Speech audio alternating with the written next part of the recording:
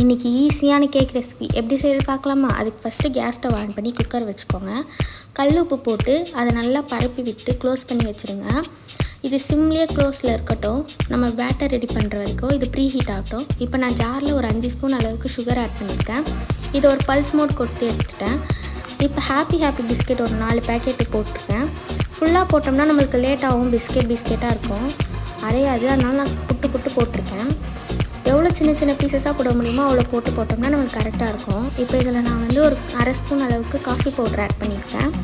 இதை நான் நல்லா அரைச்சி எடுக்கிறப்போ எனக்கு வந்து இந்த மாதிரி கிடச்சிது. இப்போ நான் இதை ஒரு பவுலில் ட்ரான்ஸ்ஃபர் பண்ணிவிட்டு 1/4 ஸ்பூன் ஈனோ போட்டு நல்லா மிக்ஸ் பண்ணிக்கிறேன். இப்போ கொஞ்சமாக பால் சேர்த்து நல்லா மிக்ஸ் கொடுக்குறேன். மொத்தமாக சேர்த்தோம்னா நம்மளுக்கு ரொம்ப கட்டியாகிடும். இப்போ கொஞ்சமாக சேர்க்குறப்ப நம்மளுக்கு கட்டி இல்லாமல் வரும். இப்போ நான் 1 ஸ்பூன் அளவுக்கு கோதுமை எடுத்து பால் ஊற்றி நல்லா மிக்ஸ் பண்ணிக்கிறேன். இப்போ பேட்டர் ரெடி ஆகிடுச்சு. இப்போ நட்ஸுக்கு நான் வந்து பாதாம் எடுத்திருக்கேன். பாதாம் குட்டி பீஸாக கட் பண்ணிக்கலாம். இப்போ டின்னில் நெய் ஊற்றி கோதுமை டஸ்ட் பண்ணி வச்சுருக்கேன். நெய்க்கு பதில் நீங்கள் எண்ணெய் கூட ஊற்றிக்கலாம். இப்போ டஸ்ட் பண்ண டின்னில் நான் வந்து பேட்டர் ஊற்றிக்கிறேன். ஃபுல்லாக நம்ம ஊற்றிக்கணும்.